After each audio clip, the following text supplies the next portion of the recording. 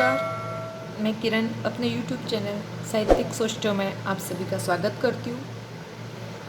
18 पुराणों में महर्षि वेद व्यास ने कहा है, परोपकाराय पुण्याय पापाय परपीड़नम, अर्थात परोपकार से बड़ा कोई पुण्य नहीं तथा दूसरों को तकलीफ देना, परपीड़नम अर्थात दूसरों को तकलीफ देना, कष्ट देने से बढ़कर कोई पाप नहीं है।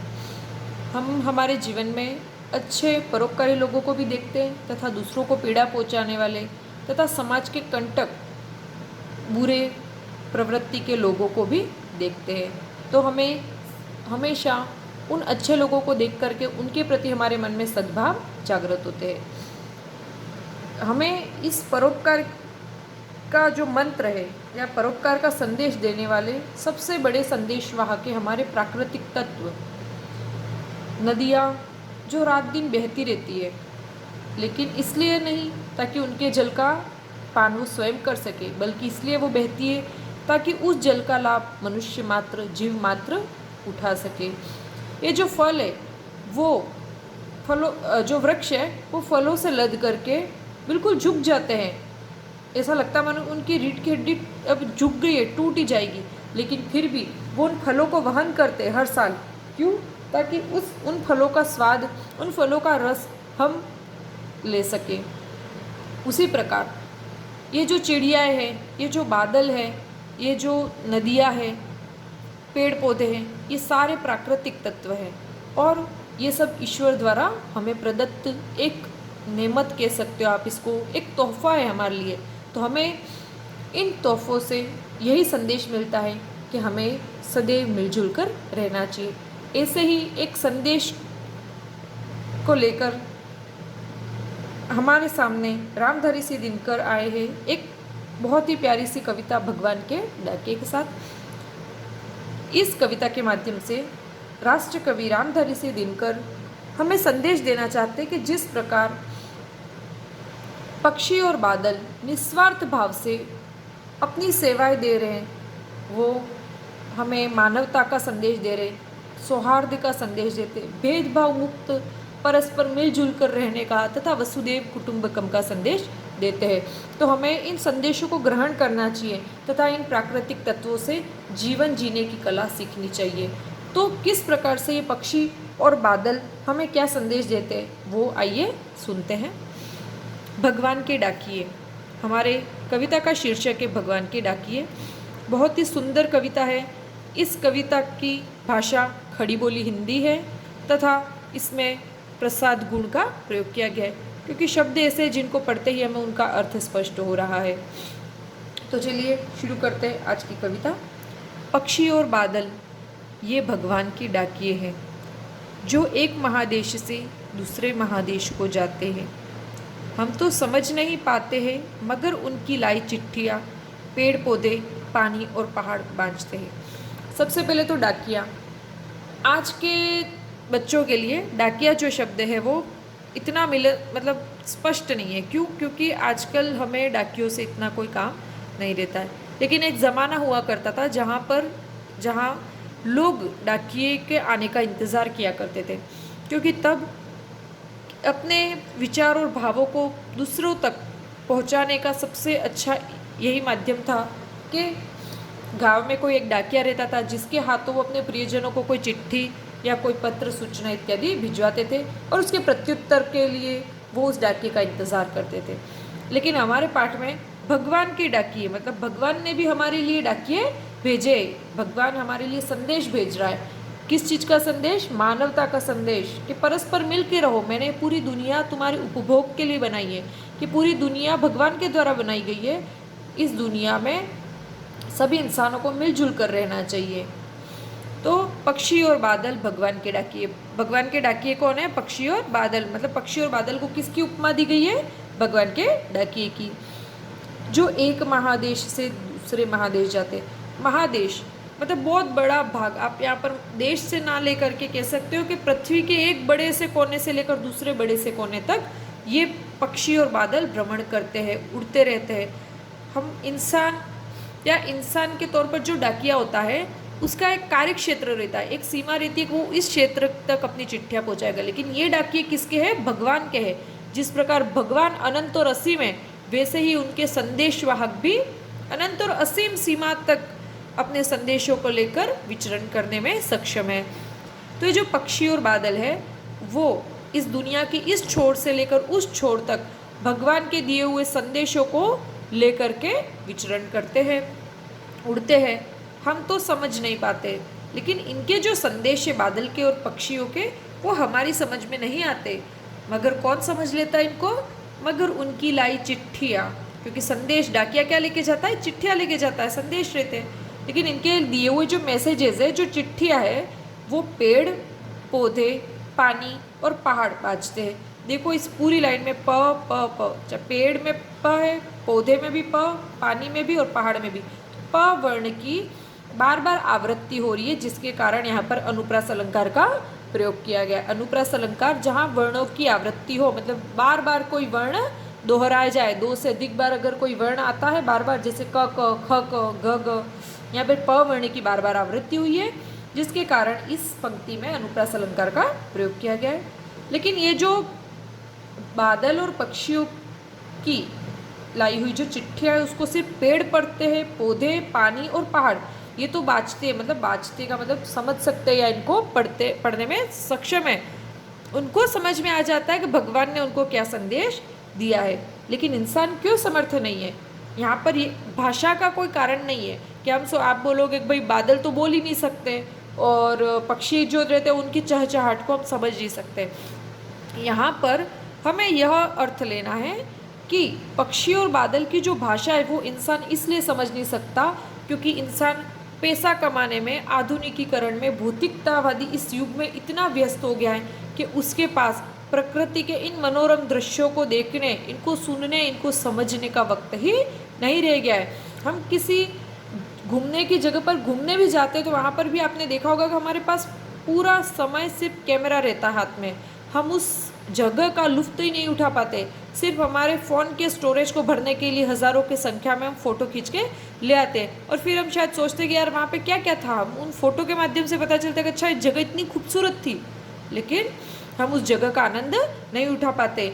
इंसान इतना व्यस्त हो चुका है कि उसे अब प्रकृति के इन वरदानों का वो चाह करके भी लाभ नहीं उठाता। कि हमें भगवान की तरफ से ये जो प्रकृति है, ये जो सुंदर वातावरण है, जो ये पेड़ पौधे, नदी नाले, ये जो पक्षी, बादल, ये सभी इन मनोरम दृश्यों, ये जितने भी दृश्य है, जो प्रकृति है, वो भगवान के दिए हुए वरदान है हमारे लिए। लेकिन इंसान इन वरदानों को कभी भी समझ नहीं पाता कि बादल और पक्षियों के माध्यम से भगवान जो अमर संदेश, जो प्रेम का, जो मानवता का जो संदेश हम लोगों तक पहुंचाना चाहते हैं, वो इंसान ग्रहण ही नहीं कर पाता। उसको समझने में इंसान ना समझे, लेकिन जो पेड़ पौधे और पानी और पहाड़ होते हैं, नदियाँ नाले पहाड़, वो सब इन संदेशों को भलीभांति समझ लेते हैं।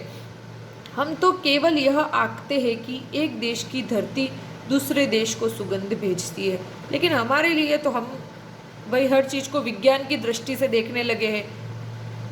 तो हम तो सिर्फ इतना समझते हैं कि जो ये पक्षी रहते हैं वो उड़ते उड़ते किसी फूल पे, किसी पौधे पे, किसी पेड़ पे बैठते हैं, तो फूलों के जो पराग कण होते हैं वो इन पक्षियों के पंखों में कभी कभी अटक जाते हैं, उन पंखों पर गिर जाते हैं और उड़ते उड़ते वो पक्षी अपने साथ उन पराग कणों को भी किसी दूसरे देश से हमारे देश में ले आते हैं। अब वो जब हमारे देश में बैठते हैं तो यहाँ पर वो परागकण गिर जाते हैं यहाँ पर, और यहाँ पर भी उसी भांति फल फूल यहाँ पर भी खिलने लगते हैं। तो हमारे लिए तो ये जो पक्षी है वो पर्यावरण में विभिन्न प्रकार की जो प्रजातियाँ है पेड़ पौधे की, उनके संचरण का माध्यम रहती है। कि हमारे लिए तो ये पक्षी उन पराग कणों को एक जगह से दूसरे जगह पहुँचाने वाले माध्यम है सिर्फ। लेकिन वास्तविकता में ये पक्षी जो है वो हमारे लिए अमर संदेश, प्रेम का, मानवता का संदेश ला रहे। कि हम तो केवल इतना समझते, आंकते मतलब समझते हैं कि ये एक देश की धरती से उड़ करके दूसरे देश की धरती को सुगंध मतलब खुशबू भेजते हैं, और वह सौरभ हवा में तैरते हुए पक्षियों की पाखों पर तैरता है। और सौरभ सुगंध का दोनों का मतलब होता है खुशबू, ठीक है, खुशबू शब्द के पर्यायवाची।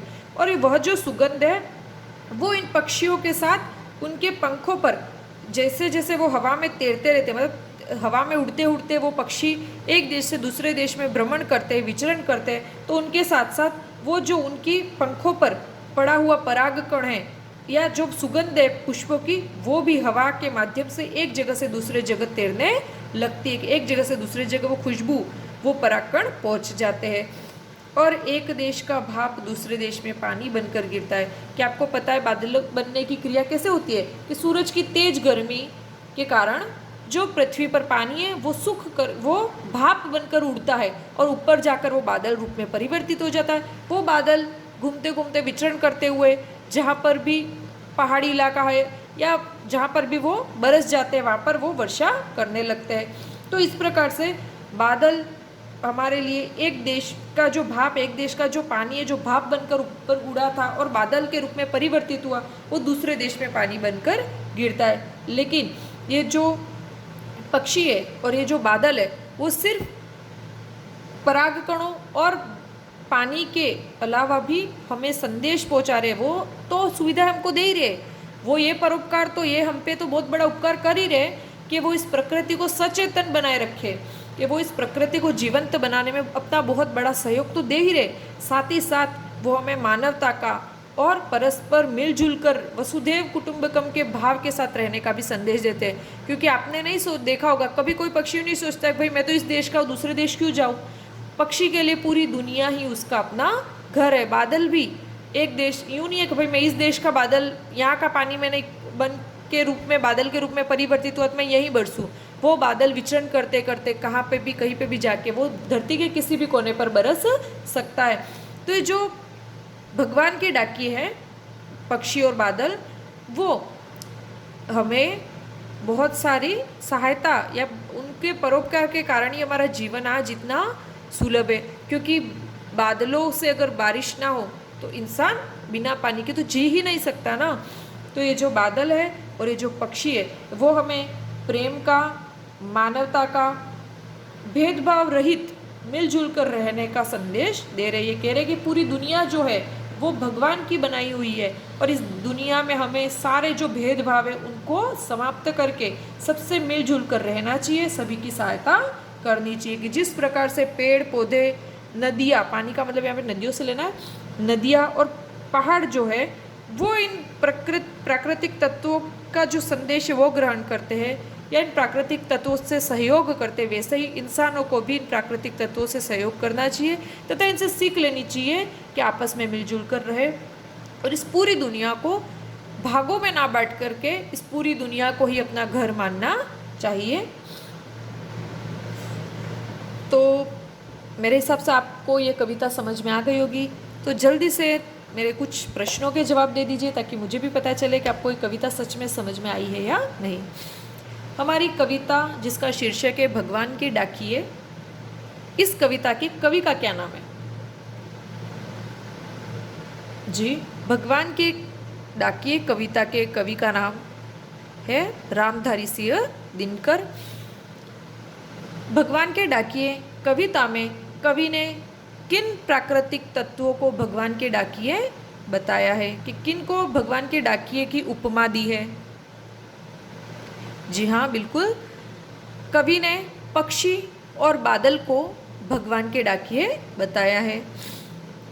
भगवान के डाकिए पक्षी और बादलों की जो भाषा रहती है या उनके द्वारा लाया गया जो भगवान के माध्यम से पहुंचाया गया संदेश है, उस संदेश को कौन है जो समझ नहीं पाता?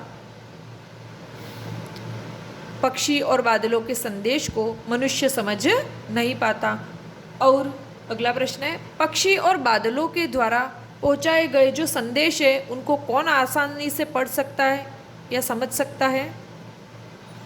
पेड़ पौधे, पानी अर्थात नदियाँ और पहाड़ अर्थात पर्वत अच्छे से समझ सकते हैं। पक्षी जो होते हैं वो उड़ते उड़ते अपने साथ अपने पंखों में क्या लेके आते हैं? पक्षी आसमान में उड़ते हुए अपने साथ परागकण एवं सुगंध एक देश से दूसरे देश को उड़ के ले जाते हैं। जो बादल है वो उड़ते उड़ते हमें क्या लाभ पहुंचाते हैं। जो बादल है वो एक देश में भाप के रूप में बन करके किसी और जगह पर पानी के रूप में बरस जाते हैं, अर्थात वो कहीं पर तो सूरज की तेज किरणों से भाप बनकर बादल का रूप ग्रहण करते तथा कहीं पर वापस वही बना हुआ बादल बारिश के रूप में बरस करके वापस इसी धरती में मिल जाता है। तो इस प्रकार आज हमारी ये कविता भगवान के डाकिए यहाँ पर समाप्त होती है। बहुत ही सुंदर संदेश लेकर के रामधारी सिंह दिनकर जी ने यह कविता हमारे समक्ष लिखी है, हमारे सामने बहुत ही अच्छी कविता उन्होंने दी है। और इस कविता के माध्यम से उन्होंने यही संदेश दिया है कि मनुष्य को मिलजुल कर रहना चाहिए। यह पूरी दुनिया भगवान के द्वारा दिया गया हम मनुष्य मात्र को प्रदत्त एक वरदान है और हमें इस वरदान का महत्व समझते हुए इसका सम्मान करना चाहिए। यहीं पर हमारा ये जो पाठ है, ये कविता है, यह यहाँ पर समाप्त होती है। इस कविता की भाषा खड़ी बोली हिंदी है तथा यह बहुत ही मधुर सरस कविता है। यहीं पर मैं अपनी वाणी को विराम देती हूँ। धन्यवाद।